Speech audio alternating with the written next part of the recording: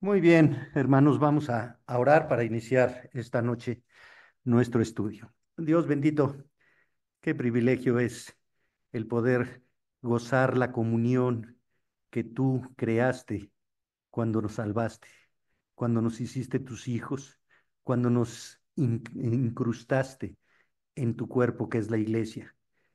Qué bendición es disfrutar de la tecnología que tú creaste y a la distancia poder estar reunidos, Señor, en tu nombre, para escuchar tu palabra y para adorarte a ti.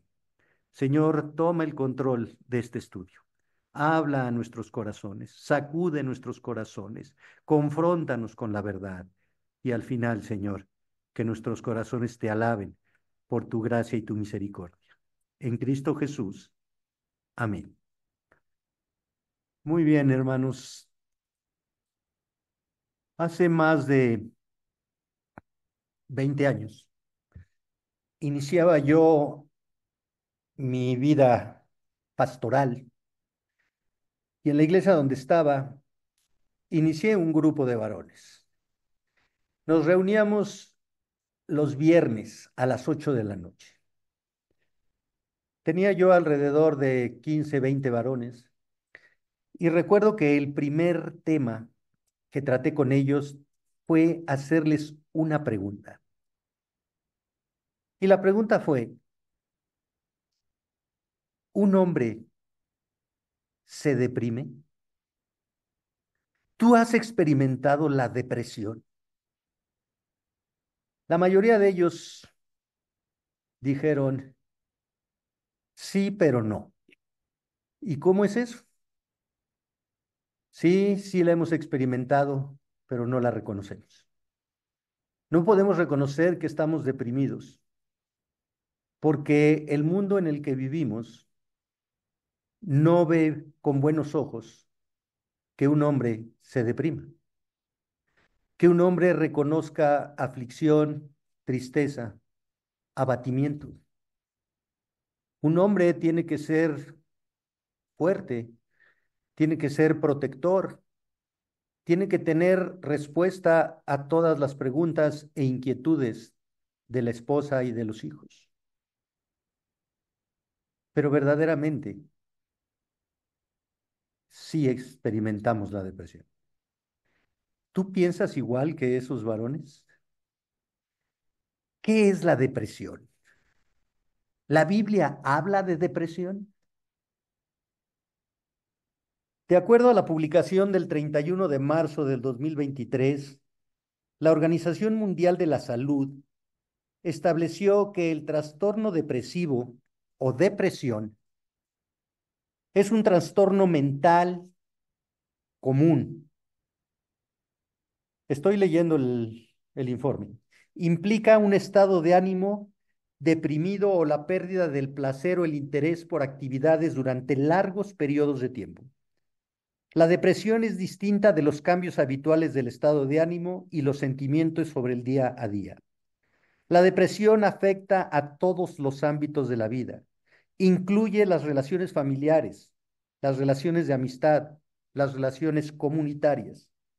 La depresión afecta a cualquier tipo de persona, hombre, mujer, rico, pobre, sano, enfermo.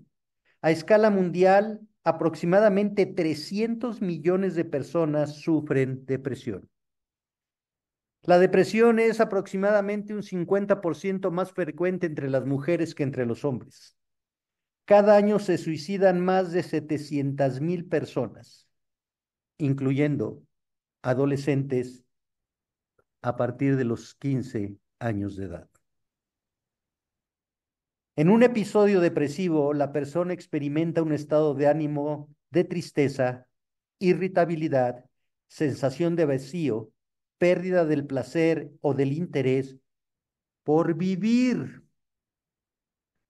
Pueden presentarse varios síntomas: dificultades para concentrarse, un sentimiento de culpa excesiva o de baja autoestima, falta de esperanza acerca del futuro, pensamientos de muerte o suicidio, alteraciones del sueño, cambios en la ingesta de alimentos, afecta el peso corporal, sensación de cansancio, acusado o de falta de energía.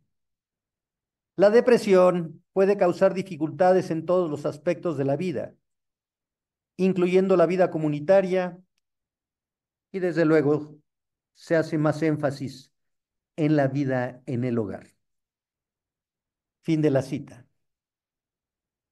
La depresión es una realidad en la vida de todo ser humano. Sean cristianos o no sean cristianos. La pregunta es, ¿cómo un creyente debe enfrentar la depresión? ¿Has experimentado o estás experimentando depresión en tu vida? Cuando una persona está deprimida, experimenta síntomas que afectan tanto lo físico como lo espiritual. Porque, como la Biblia lo establece en 2 Corintios 4:16, hay una interrelación entre el cuerpo y el alma. El ser humano está conformado desde el diseño de Dios de una parte material llamada cuerpo y de una parte inmaterial llamada alma, y esas están unidas. En estas características se describe al hombre exterior y al hombre interior. Dentro de los síntomas físicos, podemos mencionar la falta de interés en las actividades cotidianas, no cumplir con sus responsabilidades. La persona no quiere levantarse en la mañana, no quiere realizar las actividades cotidianas, incluyendo las que le producen placer. Puede comer mucho por ansiedad, quiere apagar su ansiedad a través del alimento. Por eso se crearon los comedores anónimos. O puede dejar de comer.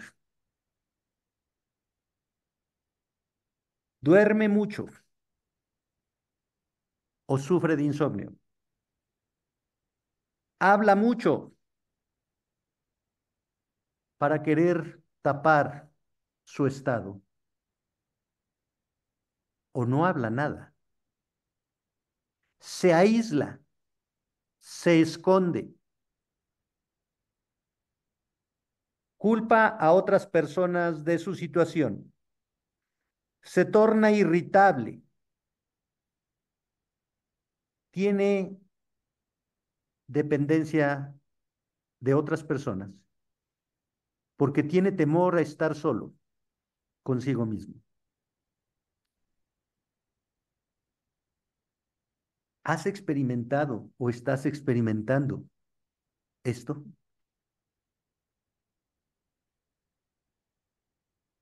En consejería,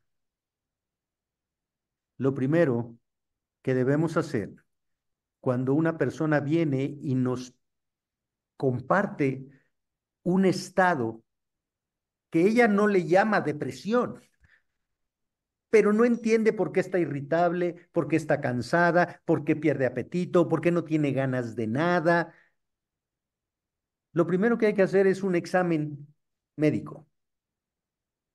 Y aquí tenemos un médico en la sala. Se tienen que hacer estudios de laboratorio, exámenes aún de tipo cerebral. ¿Qué está afectando? ¿Faltará alguna sustancia que está en el cerebro que está produciendo ese cambio de conducta, ese estado de abatimiento? Y bueno, si digo, aquí Luis nos podrá ilustrar, ¿sí? Si hace falta serotonina o no sé qué otras sustancias hay en el cerebro, ¿sí? Van a afectar la conducta, el estado de ánimo de la persona. Y aunque parece un problema grave, tiene solución. Hay tratamientos. El problema es cuando después de esos estudios, no hay ningún problema físico, médico, ¿sí? Entonces, el estado es espiritual. El mayor de los problemas es admitir los problemas espirituales. Somos tan soberbios, tan orgullosos, que no aceptamos que tenemos problemas espirituales que nos mantienen bajo la depresión espiritual. ¿Cuáles son los efectos de una depresión espiritual? Falta de interés por las cosas de Dios. Sí, sí, sí, creemos en Dios. Sí, sí, sí, sabemos que está en el trono y que gobierna y que controla y omnipotente. Uy, sabemos muchas cosas de Dios, pero no tenemos interés en su palabra. No es que no me siento con ganas de leer la Biblia. Es que la agarro, pero no entiendo nada porque mi mente está en otro lugar. Y estás orando, no, es que no me siento digno ni siquiera de estar en el trono de la gracia del Señor. Oye, es que ya no te hemos visto en la congregación. No, es que no. ¿Sabe qué, pastor? Me he enfriado, sí. Ando frío espiritualmente. No sé qué me pasa. No, pues está bien, pues mientras te enfríes, pues un día te vas a enfriar físicamente y te vas a calentar en el infierno, porque, sí, esa es la depresión espiritual. La causa es espiritual. No hay ánimo para nada, ni para ver a los hermanos, para atenderlos. Te buscan porque no te han visto y no contestas llamadas y los dejas en visto en el WhatsApp. Sí. Y tú o yo o el que experimenta estos estados depresivos espirituales piensa que Dios mágicamente un día nos va a cambiar nuestras circunstancias y nuestro estado. Nada más falto de eso. Esta depresión espiritual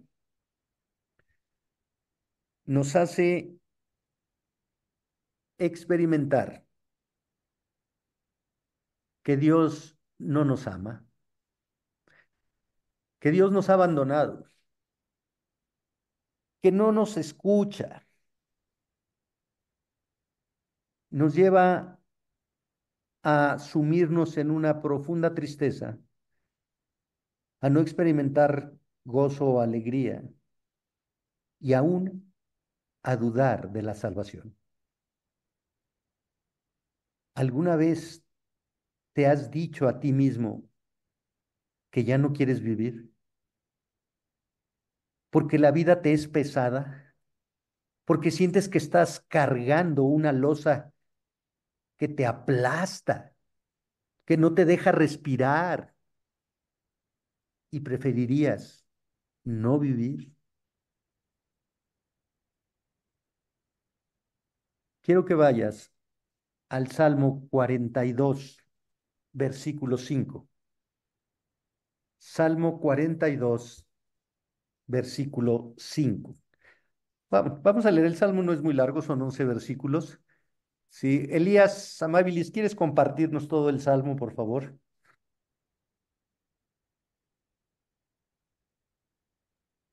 Héctor, con gusto. Salmo 42. Completo, ¿verdad? Sí, completo. Claro que sí. Dice así la palabra del Señor: como el ciervo brama por las corrientes de las aguas, así clama por ti, oh Dios, el alma mía. Mi alma tiene sed de Dios, del Dios vivo. ¿Cuándo vendré y me presentaré delante de Dios? Fueron mis lágrimas mi pan de día y de noche, mientras me dicen todos los días: ¿dónde está tu Dios? Me acuerdo de estas cosas y derramo mi alma dentro de mí, de cómo yo fui con la multitud y la conduje hasta la casa de Dios, entre voces de alegría y de alabanza del pueblo en fiesta. ¿Por qué te abates, oh alma mía, y te turbas dentro de mí? Espere en Dios, porque aún he de alabarle, salvación mía y Dios mío. Dios mío, mi alma está abatida en mí. Me acordaré, por tanto, de ti desde la tierra del Jordán y de los hermonitas desde el monte de Mizar. Un abismo llama a otro a la voz de tus cascadas. Todas tus ondas y tus olas han pasado sobre mí, pero de día mandará Jehová su misericordia y de noche su cántico estará conmigo y mi oración al Dios de mi vida. Diré a Dios, roca mía, ¿por qué te has olvidado de mí? ¿Por qué andaré yo enlutado por la opresión del enemigo? Como quien hiere mis huesos, mis enemigos me afrentan, diciéndome cada día, ¿dónde está tu Dios? ¿Por qué te abates, oh alma mía? ¿Y por qué te turbas dentro de mí? Espere en Dios, porque aún he de alabarle, salvación mía y Dios mío. Amén. Gracias. Sí. Hermoso el Salmo. Pido que cierren sus micrófonos, Mauricio Landín, por favor, hermano. No déjenme cerrarlos. Ya. Hermoso el Salmo. Este Salmo inicia el segundo libro de los Salmos. Los Salmos eran los cánticos de adoración del pueblo judío. No se nos dice el autor del Salmo, aunque muchos comentaristas se lo atribuyen a David. El salmista está expresando una profunda tristeza, un estado depresivo. El versículo 5, que es en el que me voy a centrar. ¿Por qué te abates, oh alma mía, y te turbas dentro de mí? Aquí la palabra abatir en el original hebreo, shimiuhet, significa desconsolado, relativo a estar con una actitud o sentimiento de desesperanza y desánimo. Lleva la implicación de estar derribado, derrumbado hasta el polvo. Ese es el estado que presenta el salmista. Una profunda tristeza. Y dice, ¿por qué te abates, oh alma mía? El alma, en hebreo nefesh, literalmente significa aliento. Lleva la implicación de tener vida. Recordemos que en Génesis Dios creó al hombre de la tierra, una tierra rojiza, y por eso le puso por nombre Adán. Adán en hebreo significa rojo. Y Dios sopló en él aliento de vida. Por eso el alma es el aliento que refleja la vida creada por Dios. Esta vida, esta alma, es referida como el centro de los pensamientos, los sentimientos, los deseos, las decisiones, la voluntad. Es la parte inmaterial del hombre. Es la parte interna del hombre. Y es allí donde se experimenta el abatimiento, la tristeza, el dolor, el desánimo. Y la palabra abatir, eso de estar derrumbado hasta el polvo, es estar en el suelo. El alma, la vida, está en el suelo. Y se vuelve a preguntar, y te turbas dentro de mí. Y la palabra turbar, jamar, jamaj, en el hebreo, significa ruidoso, como un tumulto, un clamor. Tiene la implicación de estar agitado, es como el mar. Cuando el mar está agitado, se oye el rugido del mar. La implicación es que en el alma hay un estado de agitación, de ruido, de clamor, de guerra, de lucha. Hay una ausencia de paz. Hay una ausencia de paz. Hay un tremendo vacío como el mar. Eso es turbarse. Produce un estado de inquietud, por eso se está agitado, de ansiedad, porque no hay paz en el alma del salmista. Así el salmista está reconociendo que vive en un estado interno totalmente depresivo, de tal forma que afecta su estado externo. ¿Qué dice el versículo 3? Fueron mis lágrimas mi pan de día y de noche. ¿Qué comía? Tristeza, angustia, desesperanza. Se alimentaba de su aflicción. No se alimentaba de alimento sólido.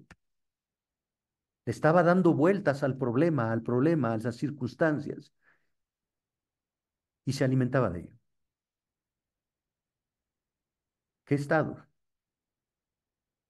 Por el contexto podemos ver que el salmista anhela estar adorando a Dios, pero está lejos. Y además hay enemigos que se burlan de él. ¿Dónde está tu Dios? Y este versículo 5, los verbos que acabamos de leer, implican un estado de reflexión. El salmista está reflexionando. Literalmente el salmista está hablando consigo mismo. No habla con nadie, habla consigo mismo y se cuestiona, ¿por qué? ¿Por qué estoy abatido? ¿Por qué estoy turbado? ¿Por qué? Y bueno, el estado depresivo nos lleva a cuestionarnos a nosotros mismos. Y como hombres, machos, valientes, no queremos reconocer que estamos deprimidos. Pero, ¿sabes? La depresión se refleja en el rostro. Queremos ocultar nuestra depresión, nuestra angustia, nuestro temor, nuestra ansiedad, pero ni a Dios ni a nuestras esposas podemos engañar. Con quien vive contigo, ¿qué tienes? No estás como siempre. ¿Te sientes mal? ¿Qué te pasa? Estás ausente. Te hablo y no me respondes. No me pones atención. Estás viendo tu partido de fútbol y no sabes ni siquiera cuánto van. Estás viendo, estás leyendo el libro y no cambias la página y llevas una hora en la misma página. Pero por dentro nosotros nos estamos cuestionando. ¿Qué? ¿Cómo? ¿Por qué? Dentro de nosotros está el problema. Por eso dice, y te turbas dentro de mí. El versículo continúa y dice, espera. La espera es una espera paciente. No es una espera de incredulidad. Es una espera que tiene la implicación de confiar en Dios. Y esta palabra esperar es un imperativo. Él mismo sabe que su confianza está en Dios. Dios, el creador Para el salmista, el Dios del pacto, Dios, su autoridad. Y él mismo se da una respuesta. ¿Por qué? ¿Por qué debo esperar a Dios? ¿Por qué debo confiar en Dios? Porque aún he de alabarle. Porque aún, porque nuevamente voy a alabarlo. La palabra alabar es yadá y significa reverenciar, adorar, confesar, confesar. Eh, Héctor Moreno, puedes buscar Hebreos 13, 15 y 10, desde el 13 al 16. A ver.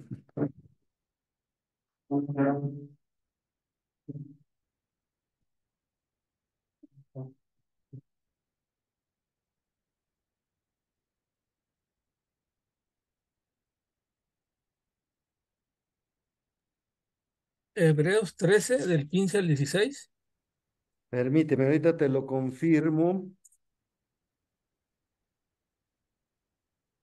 Hebreos 13,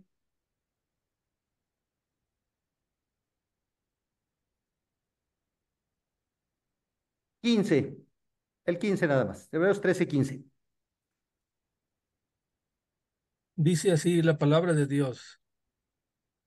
Así que ofrezcamos siempre a Dios, por medio de él, sacrificio de alabanza, es decir, fruto de labios que confiesan su nombre, Gracias.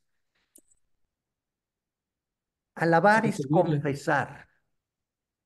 ¿Qué significa la palabra confesar?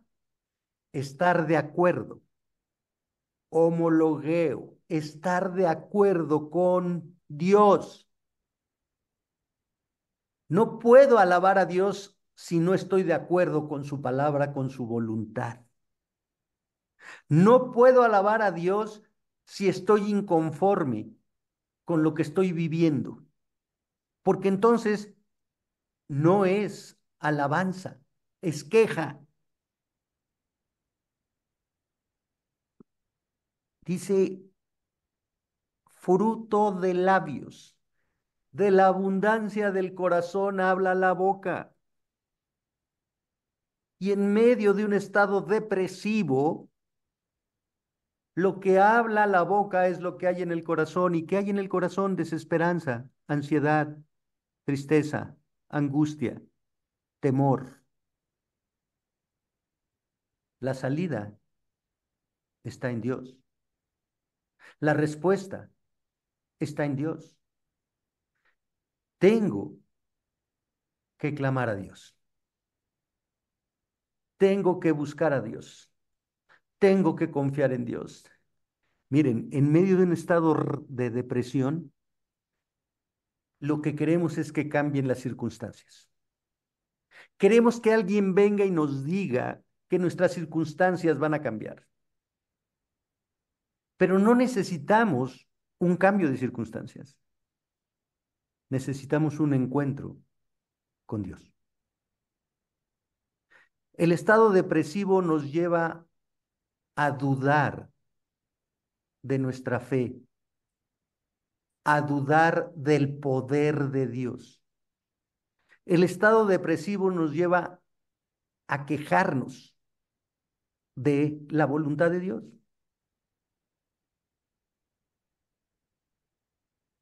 Pero ese estado depresivo, sean las circunstancias que sean, nos deben llevar a buscar a Dios. Porque dice el salmista, salvación mía. Él es mi salvación. ¿Y qué significa salvación? Significa ser liberado, ser preservado de cualquier daño. No entendemos que mientras más deprimidos estamos y queremos buscar nuestras soluciones a nuestra manera, bajo nuestros recursos, seguimos haciendo el hoyo más profundo hacia abajo y nos va a costar más trabajo salir a la superficie. Los que aman a Dios, todas las cosas les ayudan a bien. ¿Eres salvo? Puedes decir en medio de cualquiera de tus circunstancias que te llevan a estar deprimido espiritualmente que eres salvo. ¿Cuál es la evidencia de la salvación? El Salmo 1 dice que feliz, dichoso el varón que se deleita en la palabra de Dios. Dichoso, no está hablando de en qué circunstancia está hablando de una relación personal con Dios. No se deleita en las circunstancias, se deleita en la persona de Dios. ¿En dónde encontramos el deleite? ¿De qué sirve que cambien las circunstancias y salgamos de la depresión si nuestro corazón no cambia? El que cambien las circunstancias sin buscar a Dios nos va a llevar a confiar más en nosotros, nos va a llevar a ser idólatras y nos va a separar de Dios.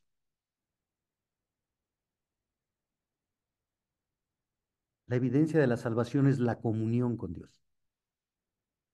Separados de mí nada pueden hacer, dijo Cristo. Unidos a mí van a dar fruto, fruto de santidad, fruto de alabanza, fruto que muestra que están unidos y confiando en mí. Salvación mía, y la palabra mía en el hebreo, pané, significa superficie. ¿En dónde estaba la aflicción? En la parte interna, dentro de mí. ¿En dónde está la solución? Fuera de mí. En la superficie, literalmente significa estar frente a frente, cara a cara. Por lo tanto, cuando dice salvación mía y Dios mío, está implicando que voy a adorarte porque tengo el privilegio de estar en tu presencia. Puedo estar en la presencia de Dios por el sacrificio de Cristo. Puedo estar en la presencia de Dios y, como dice el autor de Hebreos, presentarme con un corazón sincero y decirle a Dios: estoy triste, no entiendo, ayúdame, transfórmame, edifícame, fortaléceme. Te necesito, te necesito. Tú eres mi fortaleza. Tú eres escudo alrededor de mí. El que levanta mi cabeza, dice el salmista en el Salmo 3. ¿En dónde estamos buscando salir de nuestros estados depresivos? Solo Dios, porque Dios produce en nosotros el querer como el hacer.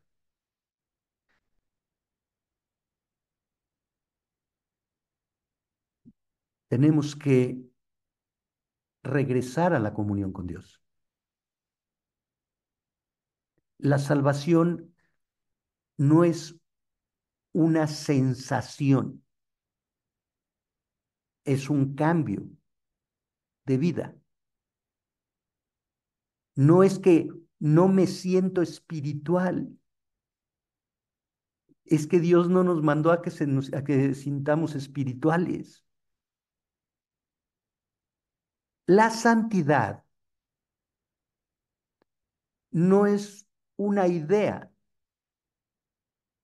La santidad es una identidad. Soy santo. Romanos 6:22, ahora que habéis sido justificados y hechos siervos de Dios, tenéis por fruto, por evidencia, por identidad, la santificación y como fin la vida eterna. Muy interesante lo que dice el doctor Martin Lloyd Jones. Él tiene un libro que habla de la depresión espiritual. Y el doctor Martin Lloyd Jones establece allí en su obra que el estilo de vida actual busca resultados, es un estilo de vida pragmático. La Biblia habla de la depresión y en los siguientes miércoles vamos a ver a los hombres de Dios, y me voy a centrar porque hay mujeres, pero me voy a centrar nada más en los varones, que se deprimieron. ¿Sí? Job dijo, ¿para qué nací? Jeremías. ¿Sí? Entonces, vamos Elías también, vamos a estudiarlos. ¿Sí? Pero el punto es que la Biblia establece principios doctrinales, verdades bíblicas para reconocer, enfrentar y salir de la depresión. El problema es que el mundo actual no le interesan las verdades de Dios. El mundo actual busca resultados. El mundo actual se pregunta, ¿esto funciona? Yo quiero. El mayor de los problemas es que ese pragmatismo ha llegado a la iglesia. En Estados Unidos se hizo un estudio y hay casas de asistencia para pastores deprimidos por el ministerio.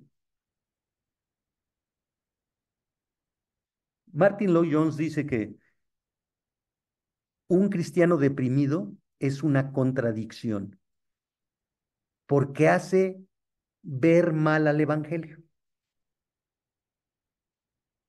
Y la cuestión es que hay muchos cristianos que viven deprimidos, de tal manera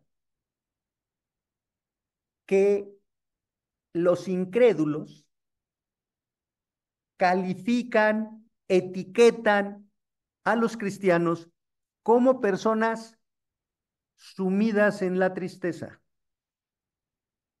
como personas que viven afligidas, que sufren.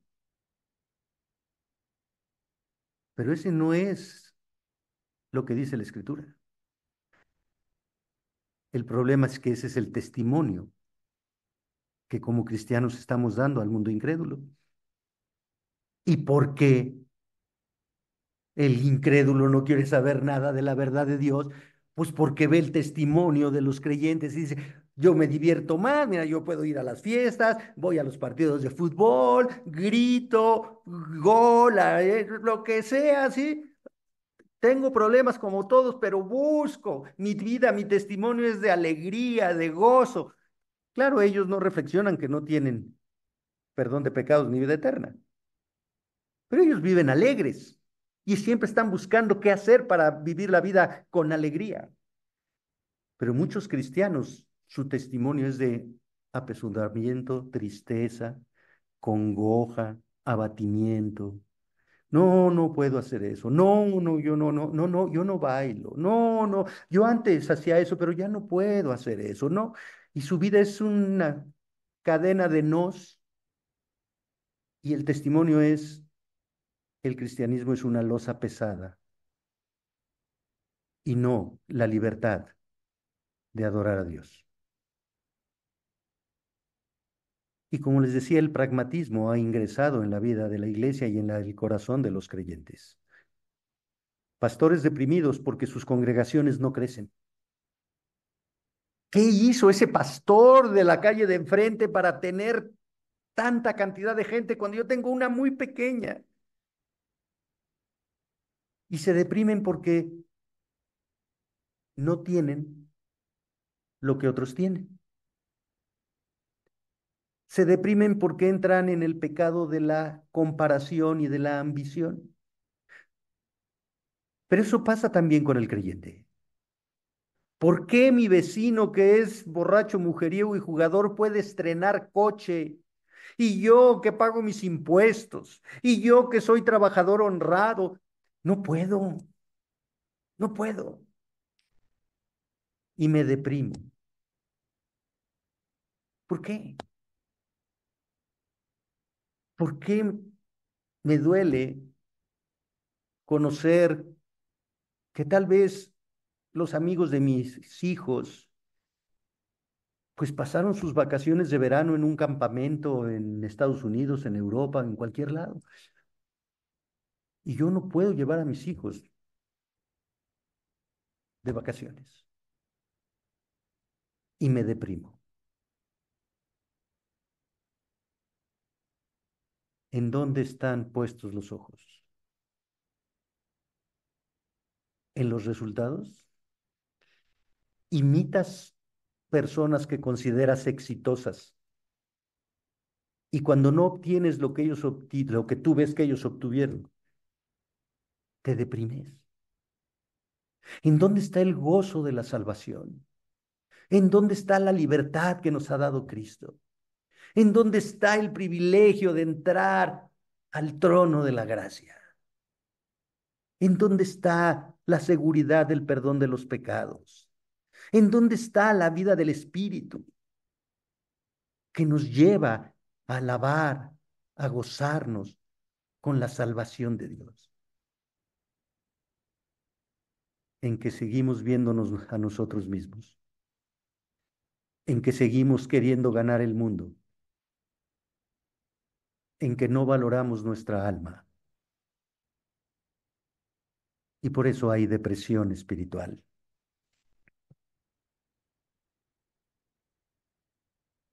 Por eso el doctor Martin Lloyd Jones afirma, un cristiano deprimido es una contradicción, hace ver mal al Evangelio.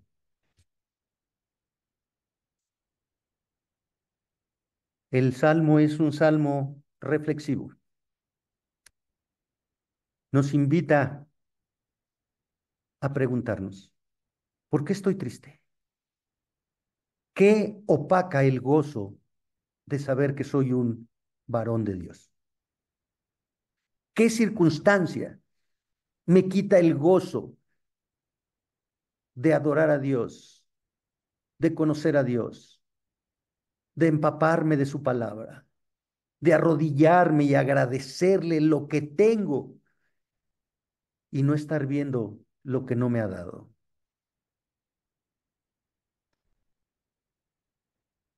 Felipe, ¿quieres compartirnos segunda de Corintios 13, versículos 5 y 6? Sí, hermano. Segunda de Corintios 13, versículos 5 y 6. Dice así: examinaos a vosotros mismos si estáis en la fe.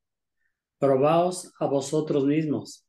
¿O no os conocéis vosotros mismos que Jesucristo está en vosotros, a menos que estéis reprobados?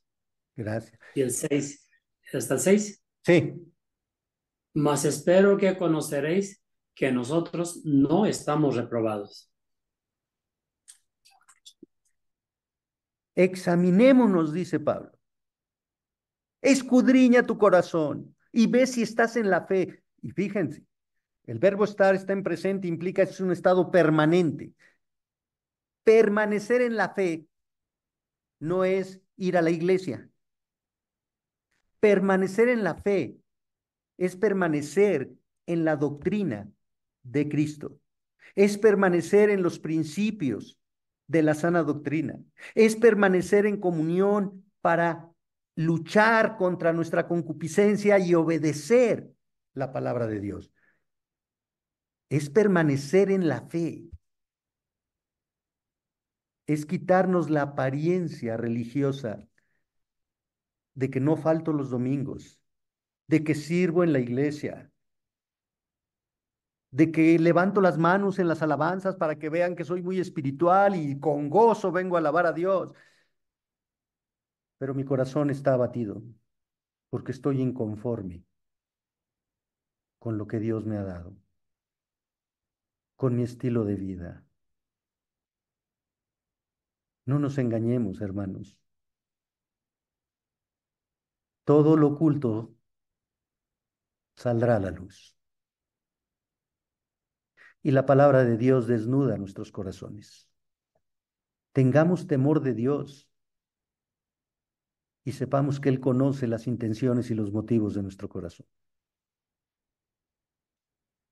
Luis, pues ya que estás ahí para que la cuña apriete, primera de Timoteo 4:16. Primera de Timoteo 4:16.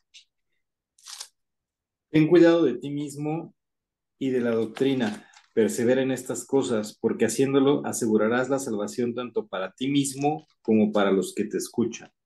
Es nueva versión. De Luis Hernández. Sí. Gracias, Luis. O sea, persevera en cuidar cómo estás viviendo tu relación con Cristo. Persevera en cuidar cómo entiendes, cómo trazas, cómo comprendes, cómo aplicas la palabra de Dios a tu vida, porque así asegurarás, mostrarás, te mostrarás a ti y le mostrarás a los que te ven la salvación que Dios te ha dado. ¿Qué testimonio? ¿Recuerdan lo que decía Martin Lloyd Jones? Los cristianos afligidos dan un testimonio de que sufrimos mucho, pero gloria a Dios porque Dios tiene el control. Amén. Ay, sí, aquí el Señor me sustenta. Sí. No, pues yo, ¿para qué quiero ser como tú? Pues prefiero, es más divertido el infierno que el cielo, ¿sí? No, dice Pablo aquí a Timoteo. No, ¿sí? Cuídate a ti mismo, revísate a ti mismo, da testimonio del gozo de la salvación, de la seguridad de la salvación, de en el Dios en el que has creado, porque nada te puede arrebatar de las manos de Dios. Hermanos, una de las causas, estas se las voy a adelantar porque en otros miércoles vamos a verlas, pero una de las causas que yo he visto en la iglesia a través de las consejerías es que no hemos entendido el privilegio de la salvación. Si vemos el testimonio de Pablo, el encuentro que tiene con Cristo, y Cristo le dice, yo soy a quien tú persigues, cosa dura es dar cosas contra el aguijón, no me vas a vencer, Pablo. Y Pablo reconoce la autoridad de Cristo y le dice, Señor, ¿qué quieres que yo haga? Y Pablo es cegado y sigue las instrucciones que Dios le dio y Dios le habla al profeta, digo al profeta, le habla a Ananías y le dice que reciba a Pablo y Ananías no lo quiere recibir. No, pues persigue a los cristianos, me va a perseguir, ¿cómo quieres que lo meta aquí a mi casa? Y Dios le dice ahí puedes leerlo en el capítulo 9 del libro de Hechos, recíbelo porque me es instrumento escogido. ¿Para qué? Para cumplir mis propósitos, para que lleve el evangelio a los gentiles. Yo escogí a Pablo para que él cumpla mis propósitos, dice Dios. Yo escogí a Pablo y Pablo va a llevar el evangelio a los gentiles y va a sufrir por esta causa, pero yo lo escogí. Esa elección debemos entenderla en el sentido de que Dios le da el privilegio a Pablo de participar en el plan eterno de Dios.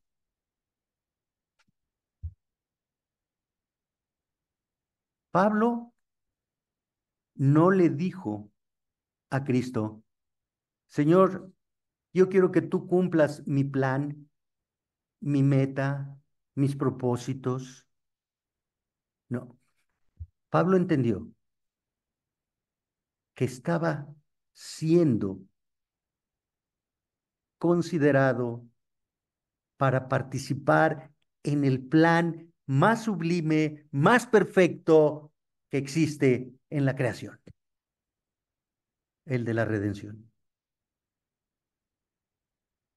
Hermanos varones, los cristianos, los elegidos, los predestinados, los redimidos, tú y yo somos instrumentos escogidos por Dios para cumplir sus propósitos, para cumplir sus planes.